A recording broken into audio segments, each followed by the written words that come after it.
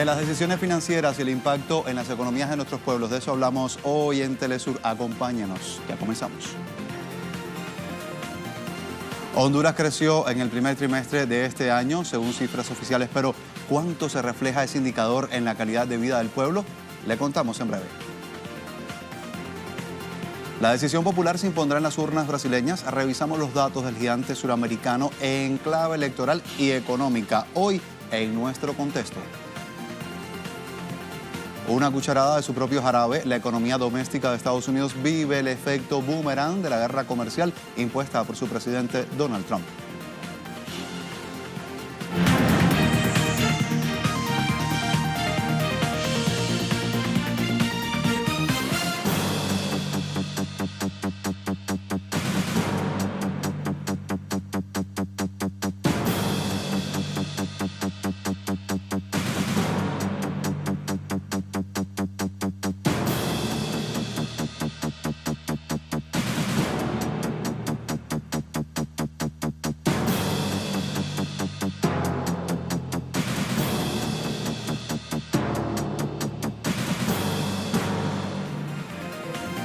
Y un reciente informe del Banco Central de Honduras destacó un crecimiento del PIB en el primer trimestre de este año 2018 y de las inversiones directas de este mismo periodo. Sin embargo, el derramamiento económico no se ha reflejado en la calidad de vida de la población del país centroamericano. Le contamos mucho más. Veamos.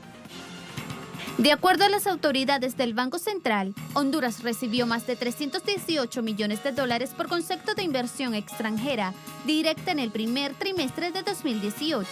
La cifra representa un aumento de 2.2% en contraste con los 311 millones de dólares que ingresaron al país en el mismo periodo de 2017. En el documento se indica que los sectores más atractivos para los inversores extranjeros fueron manufactura, que recibió el 45% de los recursos, y servicios con el 21.6% de total de inversiones.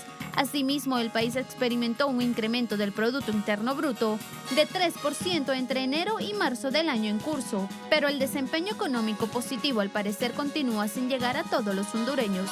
De acuerdo a investigaciones del Foro Social de la Deuda Externa y Desarrollo de Honduras, emitido en el mes de junio, de los 8.8 millones de habitantes en el país, 6 millones viven en la miseria y de ello 4 millones en pobreza extrema. En el estudio se indica además que el sistema de remuneración es regresivo y va contra el mérito, debido a que el salario mínimo es fijado por el tamaño de las empresas y el sector de actividad y no por las capacidades o forma académica de las personas. Asimismo, un reciente informe emitido por la Agencia Española de Cooperación Internacional para el Desarrollo alertó sobre el aumento de 1.5% de la pobreza en el país entre los años 2014 y 2017, pese a la inversión estatal dirigida al programa Bono Vida Mejor. Vamos por mucho más porque queremos contarle qué sucederá en México. El próximo presidente de ese país, que resulta electo este domingo 1 de julio, además de asumir las deudas en materia social que deja el saliente Enrique Peña Nieto, tendrá también que lidiar con un tratado de libre comercio de América del Norte tras las medidas proteccionistas del presidente estadounidense Donald Trump. Guerra comercial que ha sido propiciada por Washington y que pone en jaque a México debido a que su Producto Interno Bruto depende en un tercio, escuche bien, de las relaciones comerciales con su vecino norteño y porque el 80% de las exportaciones mexicanas van dirigidas a este país. Quien asuma las riendas del Poder Ejecutivo desde el Palacio Nacional también tiene el reto de hacer frente a un Producto Interno Bruto ralentizado en los últimos 3 años, desde un 2.9% en 2016 a un 1.3% proyectado para este 2018, pese a haber incrementado la inversión extranjera en un 11% según los datos proporcionados desde el año 2017. Durante el mes de junio, el presidente Trump impuso, recordemos, un acuerdo por separado para Canadá y México en lugar del Telecán, y luego, a través de la Secretaría de Comercio, condicionó el retiro de los aranceles para el acero importado desde estos dos países mediante la actualización del Telecán, pero sin ofrecer muchos detalles al respecto. Esto trae cola y se la contaremos en breve. Seguimos revisando la información, sobre todo cómo la economía se mueve en los países suramericanos. Para ello nos vamos hasta Bolivia porque el Estado plurinacional tiene un compendio de su situación económica durante el año 2017 y reconfirma la buena salud financiera de ese país andino. Situación que ha fortalecido en los últimos 12 años con el gobierno actual del país. Nuestro corresponsal Freddy Morales nos tiene los detalles hoy en Impacto Económico. El Producto Interno Bruto per cápita pasó de 1.200 a más de 3.000 dólares en los últimos 12 años, revela la memoria de la economía boliviana 2017. Nuestro Producto Interno Bruto per cápita ha sufrido una variación interesante, positiva del 8,9%, casi 9%, bordeando los 3.390 dólares. Este crecimiento del Producto Interno Bruto per cápita o este crecimiento del PIB real por encima del crecimiento de la población y es una medida interesante de bienestar. Los indicadores positivos de la macroeconomía se están reflejando en la vida de la gente según las autoridades del sector. Por ejemplo, la extrema pobreza se redujo de 38 a 17%. Hemos incrementado nuestra clase media de 3.3 millones que teníamos en 2005 a 6.5 millones de bolivianos. Vale decir que 3 millones de bolivianos han pasado de ser pobres a ser clase media. Y se han reducido las brechas entre los ricos y los menos favorecidos.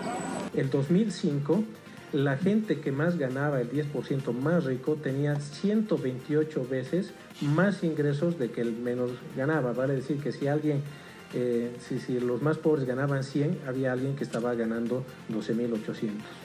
Hemos reducido estos 128 a 46 veces. Las perspectivas para este año continúan favorables, según las proyecciones económicas.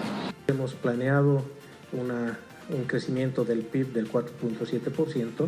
Vemos con mucho optimismo el llegar a este 4.7%. Tenemos una inflación de 4.5%, como les mostraba, la inflación en estos primeros 5 meses está debajo de este 4.5%. El gobierno boliviano fortaleció la economía del país mediante la nacionalización de las empresas estratégicas, sobre todo los hidrocarburos. Ha denominado a su modelo económico como social, comunitario y productivo, que pone el acento en el fomento del consumo interno. Freddy Morales, Telesur, Bolivia. Así las cosas en Bolivia, queremos también darle una recomendación para que haga su lectura de impacto. Será a través del siguiente artículo que intitula así el portal del Centro Estratégico Latinoamericano de Geopolítica CELAC. Vamos a ver, lo dice muy claro, la fortuna de la banca privada en América Latina. Es precisamente escrito por el economista Federico Kusher y allí puede conseguir detalles sobre cuánto han aumentado las riquezas del sector bancario privado de toda la región y también las razones de este comportamiento en la mayoría de los países. Kusher, igualmente en su análisis, expone cuáles son los bancos más ganadores, el negocio que hay detrás de las tarjetas de crédito y también los niveles de inversión y los empleos dentro de todo el sector financiero. Se impone una pausa en Impacto Económico. Al regreso estaremos hablando también de un particular que se mueve mucho en todo el entorno latinoamericano. ¿Qué sucederá en Brasil en clave económica y electoral? Ya le contamos a la vuelta, acompáñanos.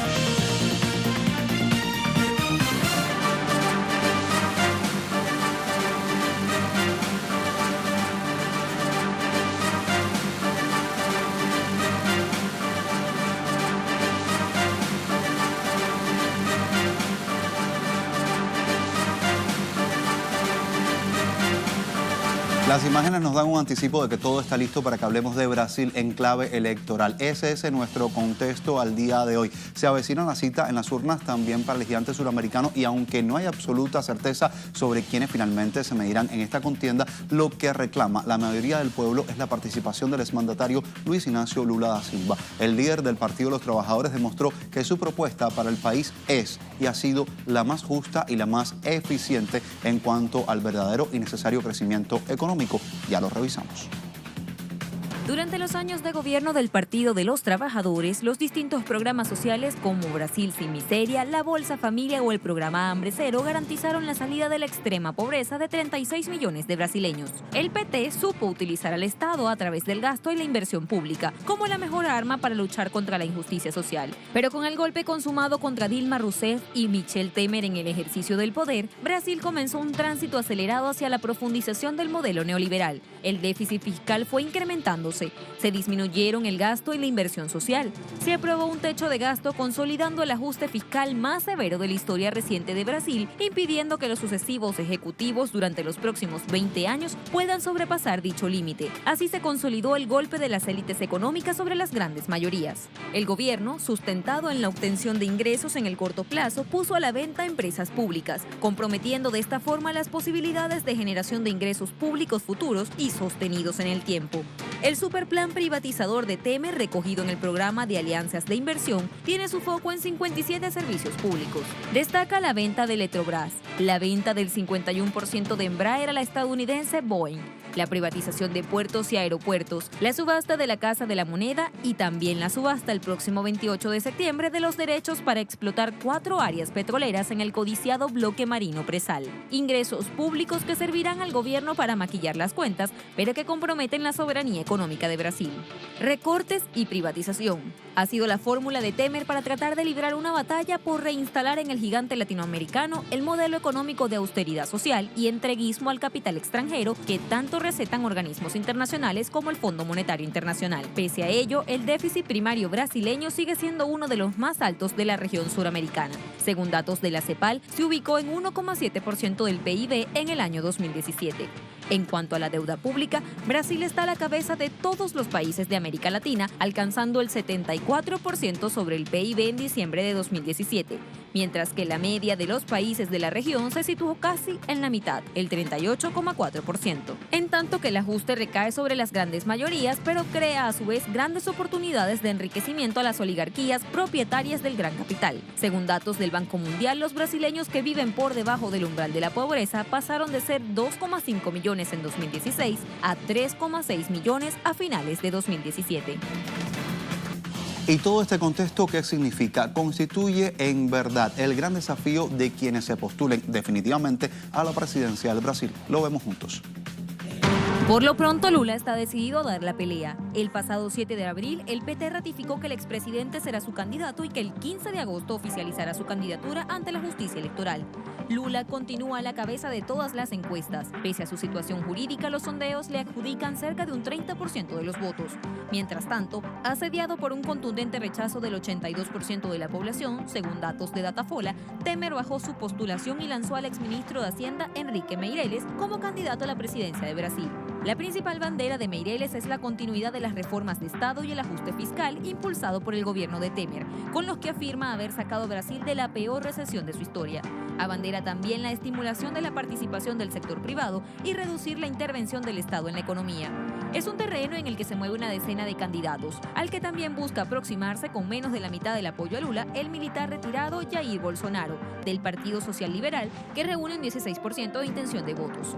El exministro de Hacienda y exgobernador Ciro Gómez, del Partido Democrático Laborista, tiene una intención de votos cercana al 10%, pero enfrenta el rechazo del PT. La ecologista Marina Silva, quien quedó en tercer lugar en las últimas 2 elecciones, hoy tiene una intención de voto en torno al 10%. Y Geraldo Alckmin, del Partido de la Socialdemocracia Brasileña, que ya gobernó con Fernando Cardoso, cuenta con alrededor del 6%.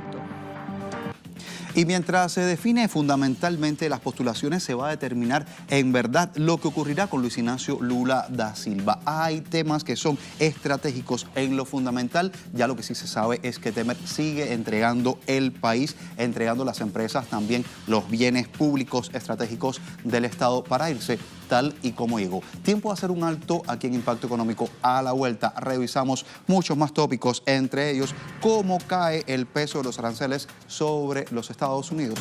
Ya le contamos, acompáñenos.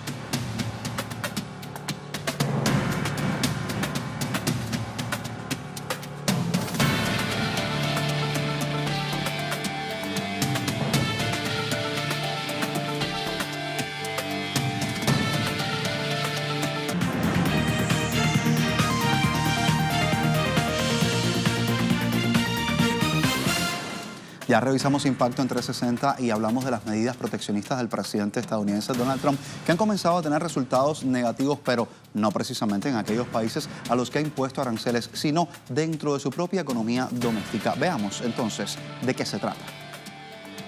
Más de 60 empresas y grupos de productores lácteos de Estados Unidos, a través de una carta, pidieron al presidente Donald Trump que suspenda los aranceles metalúrgicos a México, al menos hasta que concluya la renegociación del Acuerdo de Libre Comercio de América del Norte, TLCAN, porque las represalias comerciales del país latinoamericano afectan directamente su modelo de negocio, pues la nación azteca es el principal importador de lácteos estadounidenses con un 25% del total de las exportaciones. Solo en quesos, afectados por aranceles del 25% impuestos por México en respuesta a los aranceles al acero y al aluminio, Estados Unidos vende a su vecino sureño $400 millones anuales.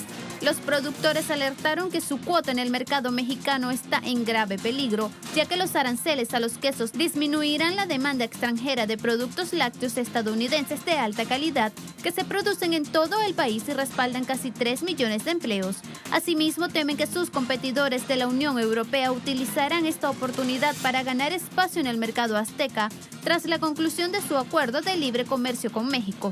Sin embargo, las medidas proteccionistas de Trump no es lo único que afectaría a la economía del país, pues su polémica reforma fiscal también impactaría negativamente en las finanzas, ya que el plan del Partido Republicano de hacerla permanente incrementará la deuda estadounidense, que según la Oficina Presupuestaria del Congreso de Estados Unidos, este año llegará a 78% del PIB y alcanzará un récord histórico del 152% en 2048.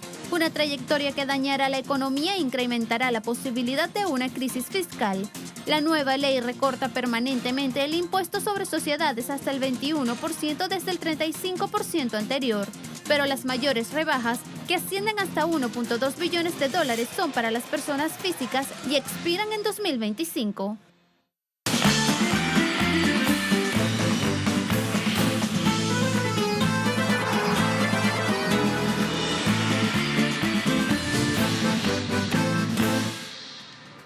Y en este Mundial Rusia 2018 hemos hablado de la inversión que realizó el país anfitrión para albergar este magno evento deportivo y también a los mejores jugadores, los más cotizados del mercado, entre otros temas que hemos abordado. Pero más allá de todo esto, también juegan un papel importante los patrocinadores, es decir, aquellas grandes transnacionales que elaboran las camisetas y toda la vestimenta deportiva para la FIFA y para comercializarla entre los fanáticos de este deporte rey, que a fin de cuentas esas empresas deben pagar también a la máxima institución del fútbol internacional un porcentaje de sus ganancias. Le contamos mucho más del Mundial en clave económica. 11.954 millones de dólares fue la cifra definitiva que convirtió el Mundial de Rusia en el más caro de la historia. El organismo principal del fútbol internacional, la FIFA, inició con algunas trabas esta Copa del Mundo. Transnacionales importantes de Estados Unidos, Japón, Alemania y Reino Unido no renovaron sus contratos luego del pasado Mundial Brasil 2014. Sin embargo, el actual magno evento cuenta con un total de 305 marcas y 365 acuerdos de diferentes áreas. En el primer lugar se encuentran los patrocinadores o FIFA Partner, los cuales serán claves. Estos llegan a pagar entre 20 y 37 millones de euros al año, que equivale de 23 a 43 millones de dólares. Y en segundo lugar están los sponsors, quienes llegan a pagar entre 9 y 22 millones de dólares. De igual manera, ya cuesta distinguir patrocinadores oficiales de las marcas que se asocian con algunas de las selecciones o que simplemente apuntan al contenido futbolístico durante el fervor de la Copa del Mundo. Aunque no todo es ganancia, pues la FIFA perdió un total de 100 millones de dólares en ingresos previstos luego de la repentina caída del conjunto italiano en el torneo eliminatorio de cara a la Copa del Mundo 2018 en noviembre pasado. Y durante esta jornada, Sur es mundial. Por ello le invitamos a que descargue la aplicación móvil de la mano del 10. Allí puede estar al día, minuto a minuto, con todos los resultados de cada uno de los partidos. También puede hacer quinielas, tomarse selfie con los filtros de Maradona y mucho más. Para todo ello, solo tiene que ingresar en el perfil de Twitter, @delamanoDel10. Allí puede conseguir el link directo de descarga y también sumarse a esta gran fiebre del mundial junto a Telesur.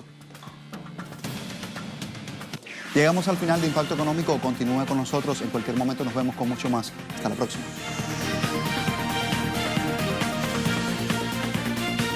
Los empleados buscan la manera de sintonizarlos durante las horas de trabajo, y el que ellos no asistan a trabajar o descuiden sus actividades y responsabilidades impacta de manera significativa en la productividad económica de las organizaciones. Es por ello que los diferentes espacios laborales han decidido brindarles las comodidades para disfrutar del magno evento, como la disposición de televisores en salas, auditorios y cafeterías, permitirles ver los partidos online en su computador y hasta obsequiarle kits mundialistas que contengan banderas o cualquier otro identificativo del país representado.